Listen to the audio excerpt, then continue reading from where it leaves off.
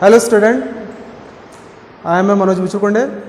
आज हम science class 10 का चैप्टर नंबर 10 पढ़ेंगे, लाइट रिफ्लेक्शन एंड रिफ्रैक्शन। देखिए 10 जो क्लास है इसमें कंबाइन है, बायो भी कंबाइन है, फिजिक्स भी कंबाइन है और केमिस्ट्री भी कंबाइन है। पर एक्चुअल में आपको थोड़ा सा फोकस करना पड़ेगा फिजिक्स में। फिजिक्स में इसलिए क्योंकि न्यूमेरिकल जो पार्ट्स आएंगे वो आपको फिजिक्स में ज्यादा आएंगे, इसलिए इसकी प्रैक्टिस आपको ज्यादा से ज्यादा करनी पड़ेगी। आज हम स्टार्ट करने वाले हैं लाइट रिफ्लेक्शन एंड रिफ्रैक्शन। आप बोर्ड की तरफ ध्यान दीजिए, यहां 3 चीजें लिखी हुई है, एक लाइट लिखा हुआ है, एक रिफ्लेक्शन लिखा हुआ है और एक लिखा हुआ है रिफ्रैक्शन। अब हम स्टार्ट कहां से करें? अब मैं आपको देख पा रहा हूं, मैं दिखाई दे रहा हूं ना? हाँ, देखिए मैं आपको देख पा रहा हूं, आप भी मुझे देख रहे हैं। पर सपोज हम रात को एक क्लास ले रहे हैं 8 बजे अचानक रात का समय है, लाइट गुल हो गई। मेरी पोजीशन तो वही थी, पर आप मुझे देख पाओगे कि नहीं? नहीं देख पाओगे ना? बिल्कुल नहीं देख पाओगे, क्योंकि यहीं से हमारा स्टार्ट होता है लाइट। अब लाइट होती क्या है? देखिए बेटा, लाइट में हम सोर्स की बात करेंगे। हाँ, कौन कौन से सोर्स हो सकते हैं? हाँ, ट्यूबलाइट हो सकता है, बल्ब भी हो सकता है, टॉर्च, हाँ टॉर्च भी हो सकता है, हेडलाइट भी हो सकती है। पर हम इसको साइड में रख के इस प्लैनेट का सबसे बड़ा सोर्स कौन सा हो सकता है, बता सकते हो आप? यस, सन, क्योंकि सन ही हमें इस प्लैनेट में लाइट देता है। आपको हमेशा याद रखना है कि ना तो अर्थ की खुद की कोई लाइट है, नहीं जुपिटर की खुद की लाइट है, न मून की खुद की लाइट है। ये सारी की सारी जो लाइट आती है ये हमें आती है सन से। अब सन के लाइट के बारे में देखिए बेटा, इन्वेंशन तो इंडियन फिलोसोफर, यूनानी फिलोसोफर, इजिप्टियन फिलोसोफर, इन्होंने बहुत पहले लाइट के बारे में बताया था। पर एक्चुअल में जो लाइट की जो सही डेफिनेशन, जो करेक्ट डेफिनेशन जो स्टार्ट हुई थी वो हुई थी बेटा यूरोप से। सबसे पहले लाइट के बारे में किसी ने डेफिनेशन दिया था, किसी ने डिफाइन किया था, तो वो थे सर आइजक न्यूटन।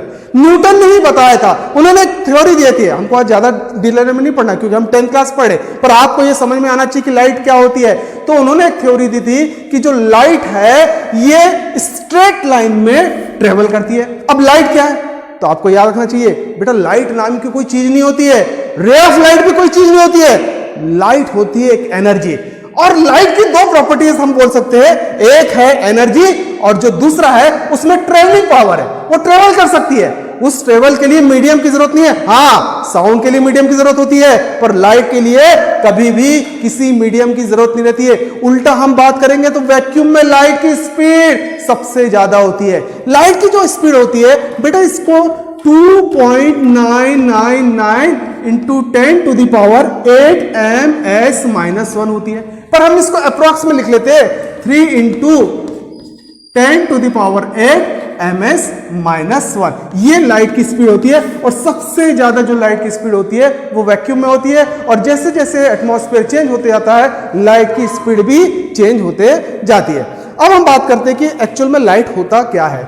लाइट के बारे में क्या है, जैसे हमने अभी बताया कि लाइट एक तरीके से एनर्जी होती है। सबसे पहले न्यूटन ने इसमें एक थ्योरी दी थी, कार्पस्क्यूलर थ्योरी। उन्होंने बताया था कि जो लाइट है वो स्ट्रेट लाइन में ट्रेवल करती है, और ये थ्योरी आज तक चली आ रही है, पर वो पूरे तरीके से डिफाइन नहीं कर पाए। उसके बाद हाइजेंस आए, हाइजेंस के बाद यंग आए, यंग के बाद फिर आए बेटा अल्बर्ट आइंस्टीन। अल्बर्ट आइंस्टीन ने बताया जो लाइट होती है एक्चुअली बंडल के फॉर्म में आती है, और उस बंडल को नाम दिया उन्होंने फोटॉन। उसके बाद धीरे धीरे और डेफिनेशन बढ़ती गई, आखिरी में ये डेफिनेशन दिया गया कि जो लाइट होता है उसका नेचर जो होता है वो डुलास्टिक होता है। डुलास्टिक का मतलब है एक तो बंडल के फॉर्म में आती है, और जो दूसरा है बेटा वो वेव के फॉर्म में आती है। तो हम बोल सकते हैं कि जो लाइट है इसको हम 2 पार्ट्स में डिवाइड कर सकते हैं। पहला है वेव ऑप्टिक्स और दूसरा है बेटा रे ऑप्टिक्स। टाइम के हिसाब से आपको जो चीज पढ़नी है वो पढ़नी है बेटा रे ऑप्टिक्स। तो अब आपको यहां तक समझ में आया होगा कि लाइट जो होती है वो एक एनर्जी होती है, और उसमें दूसरी जो प्रॉपर्टीज होती है वो ट्रेवल कर सकती है, उसी को हम लाइट बोलते हैं। देखिए बेटा, डेफिनेशन में अगर हम बात करें तो जो लाइट होती है वो इलेक्ट्रोमैग्नेटिक वेव होती है। इलेक्ट्रोमैग्नेटिक वेव क्या है? देखिए बेटा, इसके बारे में डिटेल में आपको 12th क्लास में पढ़ना है, बस हम यहां बात कर सकते हैं कि एक इलेक्ट्रोमैग्नेटिक वेव है जो कि सन से आती है, जो लाइट के फॉर्म में आती है, इसलिए लाइट और इलेक्ट्रोमैग्नेटिक वेव को हम बिल्कुल सेम मानते हैं। जो लाइट है वही क्या है बेटा, इलेक्ट्रोमैग्नेटिक वेव। अब इलेक्ट्रोमैग्नेटिक वेव क्या हम पूछ सकते हैं, हम समझ सकते हैं क्या कि जब सन से जब लाइट ट्रेवल करके हमारे अर्थ में आती है तो क्या अकेले इलेक्ट्रोमैग्नेटिक वेव आती है? देखिए बेटा, इलेक्ट्रोमैग्नेटिक वेव को हम मान सकते हैं एक बस है, एक बस है, उस बस के अंदर कुछ सवारियां हैं, उस सवारियों में पहला बेटा गामा रेज आती है, दूसरी बेटा क्या आती है, एक्स रे आती है, तीसरी कौन सी आ जाती है बेटा, अल्ट्रावायलेट रेज आती है, फोर्थ हम बोल सकते हैं बेटा विजिबल रेज आती है, फिर इंफ्रारेड रेज आती है,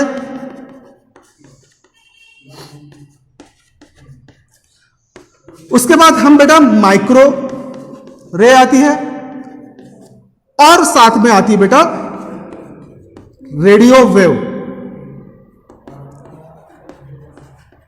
तो ये सब रे भले ही लिखा पर ये सब वेव है। इसमें जो एक्चुअली लाइट की जो डेफिनेशन दी है वो हम बात करते हैं बेटा visible rays. Visible rays, actual में विजिबल रेस क्या है?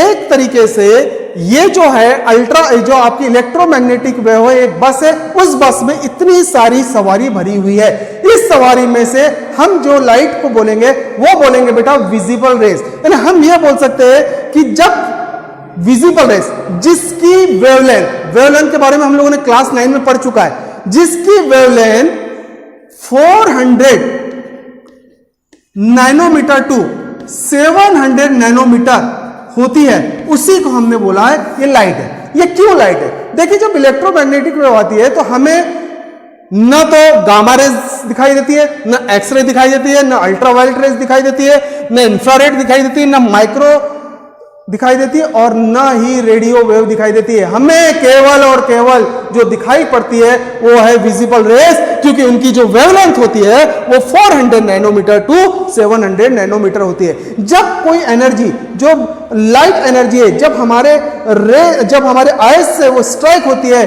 तो रेटिना में एक डिस्टरबेंस क्रिएट होता है, और वो डिस्टरबेंस क्रिएट होने के कारण एक प्रकार से हम बोल सकते हैं कि वोल्टेज क्रिएट होता है, और वोल्टेज से जो सिग्नल जाता है रेटिना के थ्रू वो ब्रेन में दिख जाता है, और ब्रेन बाद में आपको करता है कि आपको देखना है। तभी तो हम बोलते हैं कि दिन में हमें हर चीज दिखाई देती है, पर जैसे ही अंधेरा हो जाता है वैसे हमें कुछ भी दिखाई नहीं पड़ता। यही कारण है कि हम इस नैनोमीटर से इस नैनोमीटर के वेवलेंथ वाले इलेक्ट्रोमैग्नेटिक वेव को ही हम लाइट बोलते हैं। अब बात होती है कि लाइट और रे ऑफ लाइट में क्या डिफरेंस है। देखिए बेटा, लाइट अलग होती है और रे ऑफ लाइट अलग होती है। अब रे ऑफ लाइट की बात करेंगे। सपोज ये एक बल्ब है, अब इसे मैंने स्विच ऑन कर दिया, तो देखिए बेटा, इससे जो एनर्जी निकलेगी वो यहां पर भी जाएगी, यहां पर भी जाएगी, यहां पर भी जाएगी। यानी हम देखेंगे कि उससे जो एनर्जी निकल रही है वो चारों ओर निकलती है। कैसे सर बोलेंगे आप, कैसे? तो देखिए बेटा, ये कमरे में अंधेरा है, पर जैसे ही मैं स्विच ऑन कर देता हूं तो लाइट इक्वल पार्ट्स में यहां डिवाइड हो जाता है। यानी आपको सामने वाली भी वॉल दिखेगी, ये वाली वॉल भी दिखेगी, ये वाली वॉल भी दिखेगी, ये वाली वॉल भी दिखेगी। तो इसका मतलब क्या हुआ, जब हमने स्विच ऑन किए तो बल्ब से जो एनर्जी निकली है वो चारों साइड्स में इक्वल निकली हुई है। पर अब यहां होता है कि रे का मतलब क्या होता है।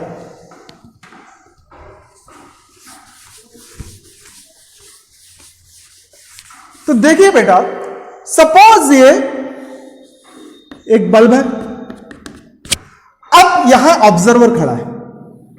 ऑब्जर्वर मतलब आप हो, मैं हूं। जब मैं इस सोर्स की ओर ध्यान दूंगा तो मुझे ऐसा लगेगा कि ये जो लाइन है, जैसे न्यूटन ने बताया था कि जो लाइट होती है वो हमेशा स्ट्रेट लाइन में ही ट्रेवल करती है। उन्होंने बताया भी था करके। उन्होंने क्या किया था, एक्चुअली न्यूटन ने 3 कार्डबोर्ड लिए थे, यहां पे उन्होंने एक सोर्स रख दिया था लाइट का, और यहां पे 3 पंचर कर दिए थे। पंचर मतलब इन्हें पिन साइज होल कर दिए थे, और यहां से उन्होंने जब देखा तो उन्हें यहां सोर्स दिखाई दिया। पर जैसे उन्होंने एक कार्ड को डिस्प्लेस कर दिया, डिस्प्लेस का मतलब इन्हें ये वाले कार्ड को ऊपर उठा दिया या ये वाले कार्ड को अपनी पोजीशन से हटा दिया, तो उन्हें यहां पर लाइट दिखाई नहीं दे। तब न्यूटन ने बताया कि जो लाइट है, जो लाइट एनर्जी है, वो स्ट्रेट लाइन में ही ट्रेवल कर सकती है, उसके अलावा उसके पास कोई दूसरी चीजें नहीं। हम बोल सकते कि क्या लाइट ऐसी ट्रेवल करेगी? नहीं, वो हमेशा जो करेगी वो स्ट्रेट लाइन में ही ट्रेवल करेगी। अब हम बात करते हैं कि रे क्या होता है। देखिए बेटा, ये लाइट का सोर्स है, सपोज बल्ब है, यहां से मैंने स्विच ऑन किया है और यहां से आप इसको देख रहे हैं, तो आपको क्या लग रहा है कि जो लाइट है वो इस तरफ आ रही है। तो हम जब डायरेक्शन बताएंगे, तो डायरेक्शन जो बताते हैं ना किसी एनर्जी का, जब हम डायरेक्शन बताते हैं, हम बोल सकते हैं बेटा कि ray of light is visible representation direction of propagation of energy. यानी जब भी कोई लाइट डायरेक्शन बताएगी तब हम उसको बोलेंगे बेटा रे। वो डायरेक्शन अगर यहां ऑब्जर्वर यहां है तो हम बोल सकते हैं कि ये पोजीशन है, ऑब्जर्वर यहां है तो हम बोल सकते हैं कि इसकी डायरेक्शन ये है, ऑब्जर्वर यहां है तो इसकी डायरेक्शन ये है। ऑब्जर्वर का मतलब है ना, अगर हम यहां से खड़े होकर यहां आ गए, हमने लाइट के बल्ब की तरफ देखा तो लाइट की डायरेक्शन हो गई। हम वहां से उठकर यहां आ गए, तब हमने देखा तो लाइट की डायरेक्शन ही हो गई। वहां से उठकर हम यहां गए तो हमने देखा लाइट की डायरेक्शन हो गई। इसी डायरेक्शन को ही हम बोलते बेटा रे ऑफ लाइट। तो आपको यह समझ में आना चाहिए कि रे ऑफ लाइट नाम की कोई चीज नहीं होती है, केवल हम डायरेक्शन बताते हैं और वो डायरेक्शन को ही हम क्या बोलते हैं बेटा रे बोलते हैं। हमेशा याद रखना बेटा, लाइट भी एक तरीके की एनर्जी है। तो आपको सब समझ में आ गया होगा कि actually what is the light. Light को हम बोल सकते हैं कि इलेक्ट्रोमैग्नेटिक वेव, जिनकी, फिर से बोल रहा हूं मैं, याद रखिए, इलेक्ट्रोमैग्नेटिक वेव जिनकी वेवलेंथ 400 नैनोमीटर टू 700 नैनोमीटर होती है, उसी को हम बोलते हैं बेटा लाइट एनर्जी। तो लाइट एनर्जी के बारे में आपको समझ में आ गया कि हमें केवल और केवल जो सन से इलेक्ट्रोमैग्नेटिक वेव आ रहे उसमें केवल हम यही विजिबल लाइट देख सकते हैं। बाकी ना तो एक्सरे देख सकते हैं, ना अल्ट्रावायलेट वेव देख सकते हैं, ना ही इंफ्रारेड और ना ही माइक्रोवेव देख सकते हैं। हम केवल देख सकते हैं वो जिसकी वेवलेंथ 400 नैनोमीटर टू 700 नैनोमीटर तक होती है। अब यहां पर आपको लाइट के बारे में समझ में आ गया होगा कि न्यूटन का आज भी वो जो लॉ है वो चल रहा है कि जो लाइट है वो हमेशा एक स्ट्रेट लाइन में ही ट्रेवल करता है। अब हम बात करते हैं रिफ्लेक्शन की। What is reflection? रिफ्लेक्शन क्या लाइट में ही होता है और नहीं हो सकता? देखिए बेटा, रिफ्लेक्शन, आप लोग कैरम बोर्ड तो खेलते होंगे ना? हाँ बिल्कुल। जब आप स्ट्राइकर मारते हो तो सामने से टकरा के वापस आता है? हाँ आता है। किसी ने स्क्वॉश गेम देखा हुआ है? हाँ, वही जिसमें हम बंद हो जाते हैं दो खिलाड़ी और बैडमिंटन जो एक रैकेट रहता है उससे वॉल पे मारते हैं और वॉल से बॉल वापस आती है। चलिए वो भी नहीं है, लॉकडाउन का समय है, कोई खेलने वाला साथ में नहीं है, आपके हाथ में टेनिस बॉल है और आपको कैच खेलना है, तो आप जब वॉल में मारते तो वापस आती कि नहीं? उसी को बोला जाता है बेटा रिफ्लेक्शन। यानी जो चीज रिबॉन्ड हो जाए, वापस आ जाए, उसी को बोला जाता है बेटा रिफ्लेक्शन। वैसे ही लाइट में भी रिफ्लेक्शन होता है। अब लाइट के रिफ्लेक्शन के बारे में हम थोड़ी सी बात कर लेते हैं। एक्चुअली देखिए बेटा, लाइट की एक आदत है, एक नेचर है कि जब वो ट्रेवल करेगा तो उसको किसी मीडियम की जरूरत नहीं, केवल लाइट है। बाकी सब चीज के लिए मीडियम की जरूरत होती है। साउंड सुनना है तो हमको मीडियम की जरूरत पड़ेगी, क्योंकि हम जब स्पेस में जाते हैं तो हमें एक दूसरे की आवाज सुनाई नहीं देती। हाँ, पर लाइट आती है, लाइट के लिए मीडियम की जरूरत नहीं है। केवल लाइट एक ऐसी चीज है जो ट्रेवल करते हुए विदाउट मीडियम के भी ट्रेवल कर सकती है। अब रिफ्लेक्शन होता क्या है बेटा? रिफ्लेक्शन का मतलब क्या होता है? अब को ग्रीन बोर्ड दिखाई दे रहा है? हाँ, सुबह आप लोग नहाते हो, नहाने के बाद सबसे पहला काम क्या करते हो? चलो तुम बताओ। हाँ, नहाने के बाद तुम सबसे पहले मिरर के सामने आते हो। मिरर में क्या होता है? आप अपना फेस देख लेते हो ना, ठीक है।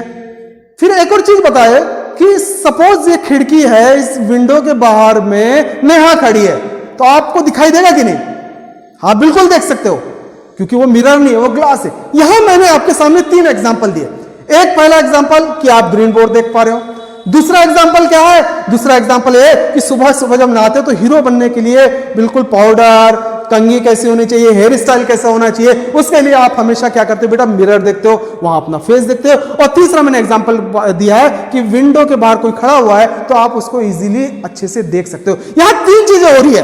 कैसे तीन चीजें हो रही है? तो देखिए बेटा, देखो लाइट जब भी किसी मीडियम से, सपोज मीडियम है, किसी भी मीडियम से जब वो लाइट एनर्जी स्ट्राइक होती है तो हमेशा तीन चीजें होती है, तीन बातें हमेशा होती है, याद रखना। सबसे पहला होता है बेटा रिफ्लेक्शन। क्या होता है बेटा? रिफ्लेक्शन। दूसरा क्या होता है बेटा? एब्जॉर्प्शन। हां, हमने 9th में पढ़ा है एब्जॉर्प्शन। और तीसरा होता है बेटा ट्रांसमिशन। क्या होता है बेटा? ट्रांसमिशन। ये तीन चीज होती है। कभी भी जब लाइट रेस किसी भी चीज से स्ट्राइक होती है तो यही तीनों चीज होती है, तीसरे के अलावा चौथी चीज नहीं होती है। और इसी को हम बोलते हैं बेटा 100% एनर्जी कंज्यूम। अब मैंने आपके सामने तीन एग्जांपल दिया था। तीन एग्जांपल में मैंने पहला एग्जांपल दिया था कि हमें ग्रीन बोर्ड ग्रीन ही दिखाई दे रहा है, दूसरा कलर क्यों नहीं दिखाई दे रहा? देखिए बेटा, आपसे जब लाइट यहां पे जब आपने बल्ब ऑन किया, स्विच ऑन किया आपने बटन को, तो लाइट की जो रेज है वो यहां से आकर स्ट्राइक हुई। स्ट्राइक होने के बाद जब इस पे पड़ी, इसके पड़ने के बाद जब वो बाउंस बैक हुई, तब हमारी आंखों में आई, तब हमारी आंखों से हमें समझ में आया कि ये क्या है बेटा? ग्रीन बोर्ड है। नहीं समझ में आएगा? फिर मैं एक बार समझा रहा हूं। ये आपके सामने एक चौक है, आप इसे देख तो रहे हो, आप इसे देख तो रहे हो, पर आप डायरेक्ट नहीं देख सकते, क्योंकि मैंने आपको बताया था कि अगर अंधेरा हो जाता और यही पोजीशन में चौक खड़ी रहती तो क्या इसको देख पाते क्या? हाँ बताओ तुम। नहीं, बिल्कुल नहीं देख सकते। फिर ऐसी क्या चीज हुई कि अभी आप इसको उजाले में देख रहे हो? तो देखो बेटा क्या होता है, लाइट का मैंने आपको बताया था ना कि रिफ्लेक्शन का इसमें सबसे बड़ा है। हमको कोई चीज देखना है तो रिफ्लेक्शन होना ही चाहिए। अगर लाइट का रिफ्लेक्शन नहीं होगा तो हमें कुछ भी चीजें नहीं दिखाई देगी। इसलिए तो हम बोलते हैं कि जब एडिसन ने बल्ब का इन्वेंशन किया था तभी दुनिया 24 घंटे जागना स्टार्ट की, नहीं तो उसके पहले केवल 12 घंटे ही हम लोग जागते थे। इसका मतलब क्या हुआ? देखिए बेटा, 12 घंटे मतलब यानी बल्ब जब तक नहीं थे तो हमारा सबसे बड़ा सोर्स क्या था? सन था। और सन हमको मालूम है कि शाम को सेट हो जाता, सनसेट हो जाता है, उसके बाद अंधेरा आ जाता है। एडिसन ने जब बल्ब का इन्वेंशन किया था उसी के बाद से दुनिया ने 24 घंटा जागना स्टार्ट किया हुआ है। तो देखिए जैसे हमने इसमें बल्ब हुई, बल्ब से जब रे ऑफ लाइट आई, इससे टकराई, टकराने के बाद जब वो रिफ्लेक्ट हुई, वो रिफ्लेक्टेड लाइट जब हमारे आंखों में टकराई तब हमारे आंखों में एक सिग्नल क्रिएट हुआ। वो सिग्नल कहां गया? वो सिग्नल गया ब्रेन ने, और ब्रेन ने कहा कि लाइट का जो सोर्स है वो यहां से आ रहा है, आपको यहां पर देखना है। अब आपके सामने क्वेश्चन आ रहा है, देखो तो बेटा थोड़ा सा कठिन है कि यहां से टकराई और यहां से आई। तो देखिए बेटा, जब तक इसमें रिफ्लेक्शन लाइट का नहीं होगा, रे ऑफ लाइट जब तक इससे टकराएगी नहीं, जब तक रिफ्लेक्शन नहीं होगा तब तक मैं चौक को नहीं देख पाऊंगा। अगर जब तक रिफ्लेक्शन अगर नहीं होता, अंधेरे में रिफ्लेक्शन नहीं होता, इसलिए हमको चौक दिखाई नहीं देती। यानी हमको यह मानना है कि दुनिया में जो भी चीज हम देख रहे हैं तो वो होता है बेटा लाइट का रिफ्लेक्शन। जब लाइट का रिफ्लेक्शन होगा, टकरा के जब लाइट बाउंस बैक होकर जब आपके आंखों में आएगी, तभी आप किसी भी चीज को देख सकते हो, नहीं तो विदाउट रिफ्लेक्शन आप कोई भी चीज नहीं देख सकते। समझ में आ रहा है थोड़ा बहुत? तो हमने ये चीज कर दिया कि अगर रिफ्लेक्शन होगा तभी हमको वो चीज दिखाई देगी, अगर रिफ्लेक्शन नहीं होगा तो हमको वो चीज दिखाई नहीं देंगे। इसलिए अंधेरे में हमको कुछ भी दिखाई नहीं देता। हम लोग जैसी, अब देखिए एक एग्जांपल लीजिए, आप तेजी से जाते हो, अचानक आपका पैर लड़खड़ा जाता है, आप गिर जाते हो, तो मम्मी क्या बोलते हैं? क्यों अंधे दिखाई नहीं देता क्या? या टीचर के सामने भी हम लोग जब गिर जाते हैं तो हमें टीचर क्या बोलता है? आंखें दिए ना भगवान ने, दिखाई नहीं देता क्या? तो दिखाई, लाइट का मतलब होता है दिखाई। वो दिखाई का मतलब क्या होता है? हमारा ब्रेन बताता है कि सामने से लाइट आ रही है, उस तरफ देखो, तभी मैं आपको देख पा रहा हूं और आप मुझे देख पा रहे हैं। इसी को बोला जाता है बेटा रिफ्लेक्शन। तो हमने यहां बात की कि तीन एग्जाम्पल लिए, एक रिफ्लेक्शन है, एक एब्जॉर्प्शन है, एक ट्रांसमिशन है। मिरर के सामने जाते हो तो मिरर में जैसे अपने आप को देखते हो तो आपको अपना फेस दिखाई देता है, ऐसा लगता है कि मनोज उस मिरर के भी अंदर है, उसको बोलते हैं बेटा रिफ्लेक्शन। एब्जॉर्प्शन का मतलब क्या होता है? तो एब्जॉर्प्शन का मतलब आप लोगों ने देखा है बेटा कि यहां से मैंने ये रेस गई, ये ग्रीन बोर्ड है बेटा, ग्रीन बोर्ड में यहां से कुछ रिफ्लेक्शन हुआ होगा, कुछ एब्जॉर्प्शन हुआ होगा। चूंकि ये सरफेस में ट्रांसमिशन हो ही नहीं सकता, इसलिए यहां पर एब्जॉर्प्शन हुआ। एब्जॉर्प्शन के कारण क्या होता है कि आपका जो फेस है वो कभी भी ब्लैक बोर्ड में नहीं दिखाई देता, ब्लैक बोर्ड हमको ब्लैक बोर्ड ही दिखाई देता है। क्यों होता है ऐसा?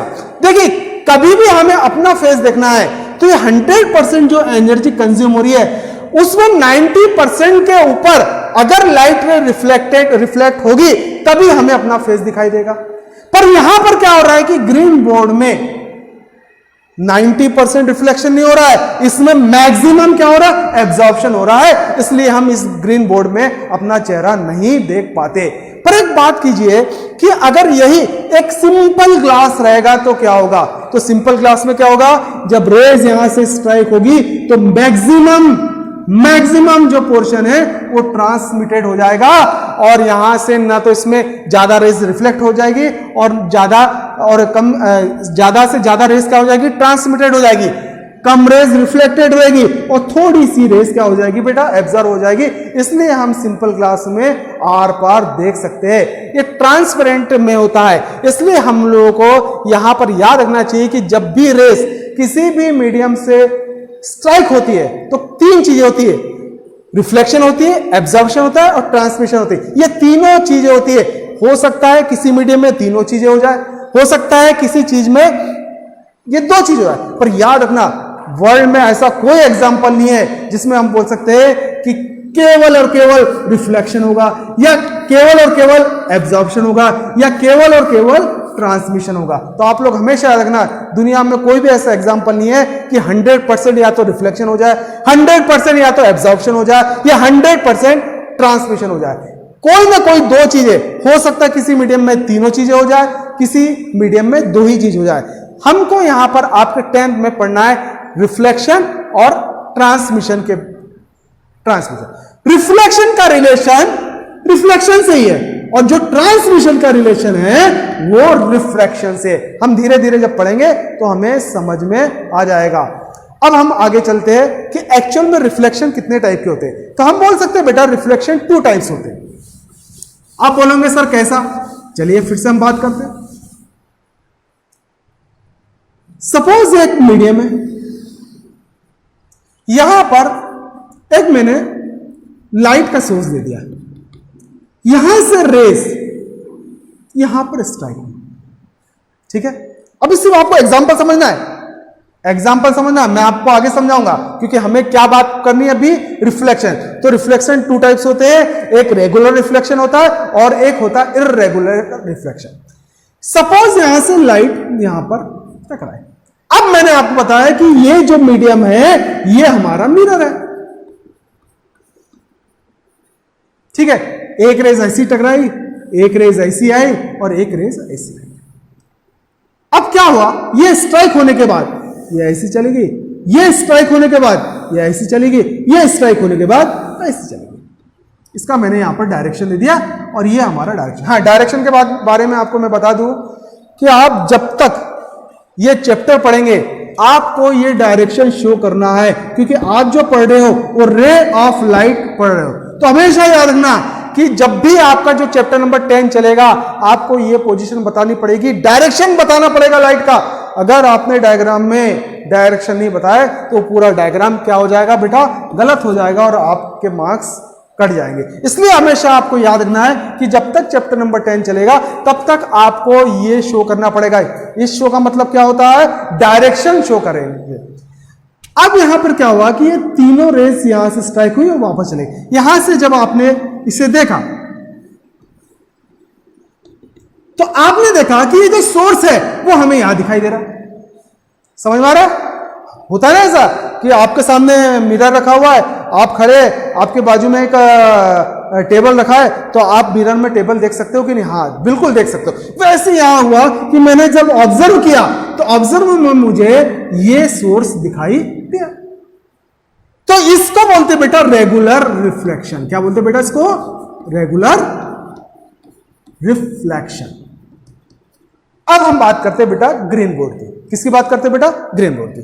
ये समझो मीडियम हमारा ग्रीन बोर्ड है, फिर हमने यहां पर एक सोर्स लगा, इस सोर्स से क्या हुई बेटा, रेज आई, ये यहां पर स्ट्राइक हुई, ये रेज यहां पर स्ट्राइक हुई और ये रेज यहां पर स्ट्राइक।